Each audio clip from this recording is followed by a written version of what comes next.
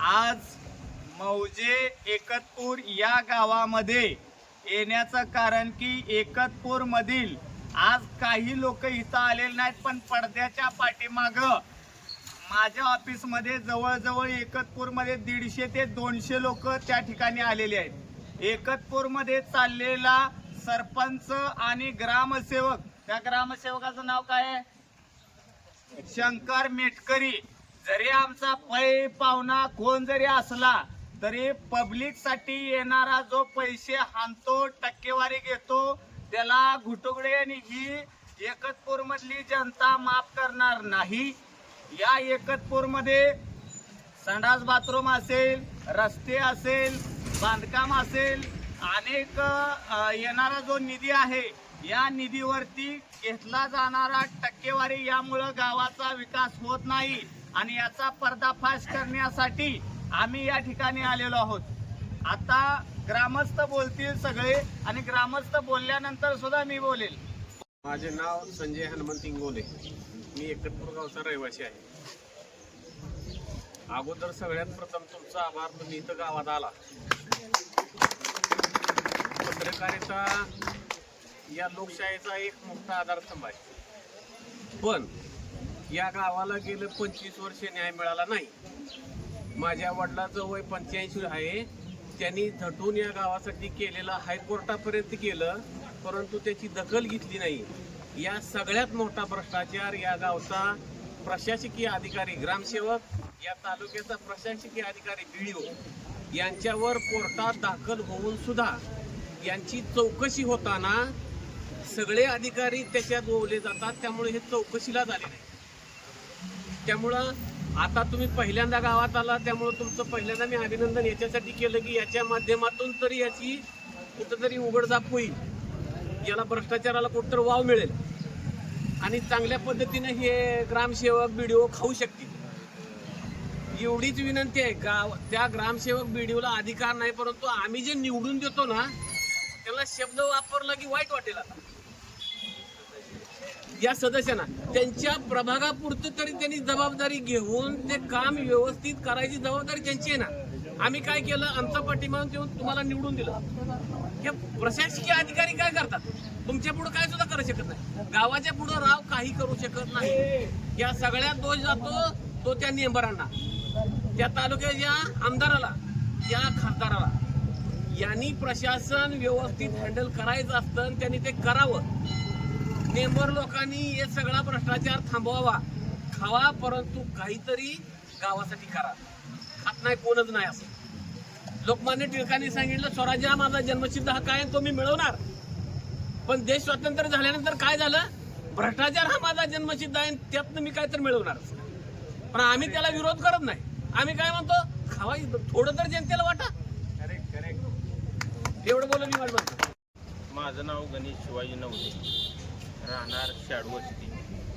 आज तागायत त्या ग्रामपंचायतचा कुठलाही पद्धतीचा शाडवस्ती, भावमाळ्याचा मळा, नवलेनगर या ठिकाणी कुठलाही लाभ झालेला नाही. आणि आरोज प्लॅन्ट सगळीकडे बसवल्यात. काल तुमची पत्रकार 4 लोक घेऊन आम्ही सगळ्यांना व्हिजिट दिलेली. दुरुस्तीची बिलं आणि बसवलेली बिलं, ट्रान्सफरची बिलं, ती नुसती कागदोपत्री, प्रत्यक्षात काहीच नाही. पॉईंट टाकणारे पैशाचं सुद्धा त्यांच्यात ती मशिनरीमध्ये नाही. अशी अवस्था एवढी बिकट करून सोडलेली. आणि कोणाला काय बोलायला गेलं तर प्रत्येकजण विरोधातला बी त्याच्या संगत आणि सत्तेतला बी त्याच्यातच. त्यामुळे ह्या इथल्या ग्रामस्थांची लई गैरचिपी होते.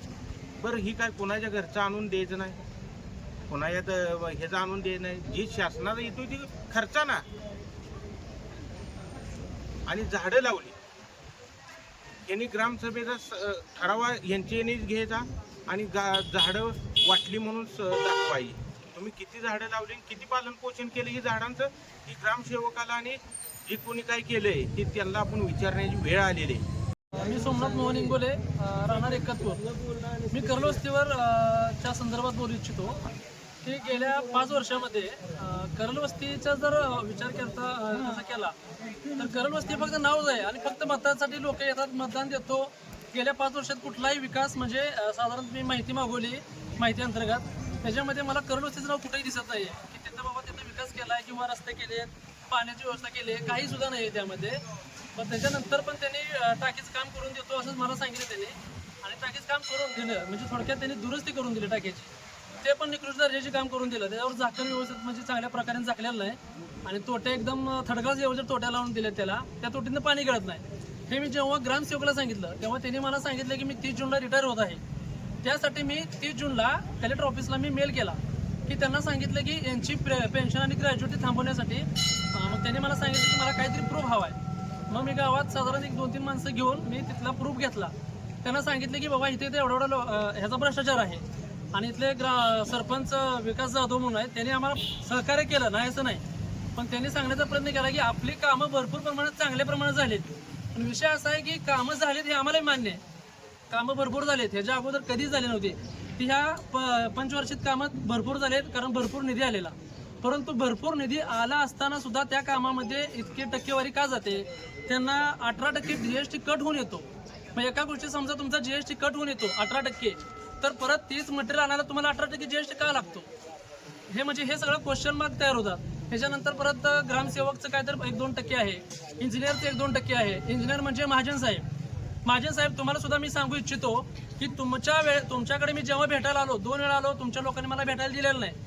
परत BDO ऑफिस कुलकर्णी साहेब, तुम्ही 31 जुलैला रिटायर होणार आहे, मी तुमचा सुद्धा मेल करून ठेवलेला आहे कलेक्टर ऑफिस कार्तिकेयन सरांकडे की तुम्ही साधारण तुम्ही काय करता, तुम्ही आम्हाला भेटायला देत नाही. कशासाठी भेटायला देत नाही? मग तुम्ही चोऱ्या करताय याचा अर्थ मी डायरेक्ट आरोप करणार तुमच्यावरती.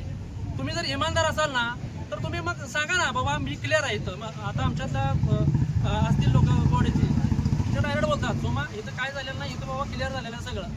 त्यांनी सगळं व्यवस्थित आम्हाला सांगितलं, आम्हाला सहकार्य केलं. मी त्याबद्दल त्यांच्याशी काही दुमत नाही माझं. परंतु जे काम केलं आहे ना त्या कामामध्ये खूप निकृष्ट दर्जाचं काम आहे. एका वर्षात मध्ये काम केलेले आज ते रस्ते म्हणा, पाईपलाईन म्हणा, सगळं उघडून गेलेलं आहे त्याचं. तिथं काय सुद्धा व्यवस्थित अजिबात राहिलेलं नाही. आता सांगायचा विषय म्हणजे 2020 साली आमचा रस्ता अडवला होता. मग रस्ता करायला आम्ही गावकऱ्यांनी म्हणजे आमच्या तिथं राहणारी वस्ती करल वस्ती, जुनी करल वस्ती म्हणून, आणि तिथे येणारे जे शेतकरी लोक आहेत त्यांच्याकडून आम्ही पर माणसाकडून 1000 ते 1500 रुपये असं रक्कम गोळा केली. साधारण ती रक्कम 35,000 रुपयाच्या दरम्यान ती गोळा झाली. आणि आम्ही नंतर ना भारत नवले यांचा JCB घेऊन त्यांचे ते सगळं झाडं वगैरे काढून पूर्ण रस्ता केला. त्या रस्त्याला साधारण खर्च 46,000 रुपये आला. मग त्याच्यानंतरचे वरचे पैसे जे आम्ही होऊन पुढे केलं ते पैसे आमचे गेले ते. आणि नंतर ग्रामसेवक आणि ग्रामपंचायत यांनी काय केले माहिती आहे, त्यांनी 4 ते 5 टोल्या मॅक्झिमम त्यांनी आणून मुरुम टाकून रस्ता बिस्ता काढून त्याचे फोटो मारून 1,97,000 रुपये त्याचं बिल काढलं. मग हे मी त्यांना विचारलं, बाबा तुम्ही असं केलंय ना, ठीक आहे करा, करण्याबद्दल दुमत नाही, पण जे माझे 46,000 रुपये जे खर्च झालेत माझे म्हणजे माझे वैयक्तिक नाही लोकांचे, त्यांचे तुम्ही ते 1,000 रुपये माझ्याकडे सगळा हिशोब आहे, कागद आहे तो त्यांना तुम्ही रिटर्न द्या. 1,000 रुपये असेल, 500 असेल, गरीब लोकांनी दिलेले पैसे ते तुम्ही त्यांना रिटर्न द्यायला हवं. तरी सुद्धा त्या लोकांनी मला ना त्याचे बिल्स दिले. दुसरी गोष्ट त्याचे टेंडरवाल्याला त्याची नोटीस दिली, काही दिलेलं नाही. कारण यातून एकच साथ देऊ शकतं की बाबा तुम्ही जे काय केलंय ते 100% गोलमाल आहे. आणि माझ्या निदर्शनास आलं असेल की मला जे 886 पानं दिली. नमस्कार, मी राहुल राजू उबाळे, राहणार एकतपूर, तालुका सांगोला, जिल्हा सोलापूर. एकतपूर गावामध्ये ज्या कामामध्ये भ्रष्टाचार झालेला आहे, ज्या लोकांनी पैसे खाल्लेले काम केलेलं आहे, तर त्या जे अंदाजपत्रकानुसार जी रक्कम आलेली आहे, तर त्या घोटाळा जर दिसला तर त्या रकमेची वसुली करून त्यांच्यावर योग्य ती कारवाई करण्यात यावी ही नम्र विनंती. मी सचिन समाधान उबाळे, एकतपूर गावातील एक ग्रामस्थ आहे. ग्रामपंचायतच्या कार्यकारभारावरती बऱ्याच वेळा मी वैयक्तिक प्रश्न बऱ्याच वेळा उपस्थित केलेले आहेत. प्रत्येक बांधकामावर असतील, गावाचे रस्ते असतील, पेविंग ब्लॉक असतील, किंवा ज्या ठिकाणी चुकीचं दिसतंय त्या ठिकाणी मी बरेच वेळा प्रश्न केलेले आहेत. पण गावातला असं आहे की जो बोलतोय त्याच्या पाठीमागं कोण उभा राहत नाही, किंवा गावातला जो विकासासाठी आलेला पैसा तो गावातल्या लोकांसाठी खर्च होतोय. माझ्या माहितीप्रमाणे 1140 योजनेतून गावाला पैसे येतात. प्रति माणसे 957 रुपये येतात. ते 957 रुपये एक लहान मुलापासून ते म्हाताऱ्यापर्यंत 957 रुपये येतात. हा निधी प्रत्येक वस्तीच्या लोकसंख्येच्या मानानं त्या वस्तीवरती तो पैसा खर्च केला जातोय का? याचाही ग्रामपंचायतनं हिसाब द्यावा. तसेच गाव उत्तम गाडगे, एकतपूरचा रहिवासी. तर आम्ही सुरुवातीला जी माहिती अधिकार मागितला, त्या माहिती अधिकार मागायचं कारण सुद्धा म्हणजे यापूर्वी जी मेरी ग्रामपंचायत जे ॲप आहे, पंचायत ॲप म्हणून, त्याच्यावरती आम्हाला थोडं काही गोष्टी आम्हाला तफावत वाटल्यानंतर आम्ही सेवकला पण बोललो. तर ते काय म्हटले, ग्रामसेवक म्हटले की ती ॲपचं आणि आमचा हे वेगळा असतो, म्हणून आम्ही त्यांना व्यवस्थित हिशोब मागितल्यानंतर त्यांनी हिशोब द्यायला सुद्धा 2 महिने लावले. माहिती अधिकार मागून सुद्धा 2 महिने लागले. कोणत्या माहिती अधिकार पूर्ण ग्रामपंचायतचे झालेल्या कामाचे 2021 ते 25 पर्यंत जे झालेल्या कामाचा आपण सगळा हिशोब मागितला होता. त्याच्यामध्ये जी कामं झाली, आता त्याच्यामध्ये महत्त्वाचं आरो प्लांटचं जे आहे ना, ते बसवायची गरज नव्हती. पण विषय काय झाला, यांनी बसवलं 15 लाखाचं बिल आहे ते टोटल, काय शिफ्टिंग असेल हे असेल, तर त्याच्यातून उत्पन्नही काय नाही. तर याच्यावरती आम्हाला काय म्हणायचं, सिनियर कोणते कंट्रोल आहे का नाही, BDO असतील किंवा CO असतील, कोण तिथं कामं झालेत पण ते आता सध्या चालू आहेत का हे बघणं त्यांचं काम आहे का. हे सगळ्यात महत्वाचं आहे. खरं तर या गावातील ही ग्रामसेवक दलाल आहे, दलाल. हा पुढाऱ्यांचा दलाल आहे, कमिशन एजंट आहे, एजंट. जसा LIC एजंट असतो, पल्स एजंट असतो, तसा हा ग्रामसेवक. आता ह्यो रिटायर होणार आहे म्हणून ह्याच्या लेकरा बाळांना ह्याला लय कमवून ठेवायचं आहे. हे तुझी जर नाही पेन्शन बंद करणार तर अवलाद सांगणार नाही. म्हातारपणाची जी काठी तुला जी पेन्शन दिल्या ते बंद करणार. कारण या एकतपूर गावातल्या बहुजनांचं, गरीब मराठा असेल, बाकीचा मागासवर्गीय समाज असेल, धनगर असेल, वंजारी असेल, सगळा OBC समाज असेल, यांच्यासाठी हा निधी आलेला नाही. तुला काय केलंय, 80 ते 90 हजार रुपये पगार ठेवलाय आणि तुला AC रूम दिले, AC रूम. तो इथं येऊन भ्रष्टाचार करायची गरज नाही. या तालुक्यामधील ही ग्रामपंचायत प्रतिष्ठित ग्रामपंचायत आहे, पण तुझ्यासारख्या एजंटामुळं हे गाव बदनामीच्या मार्गावर आहे.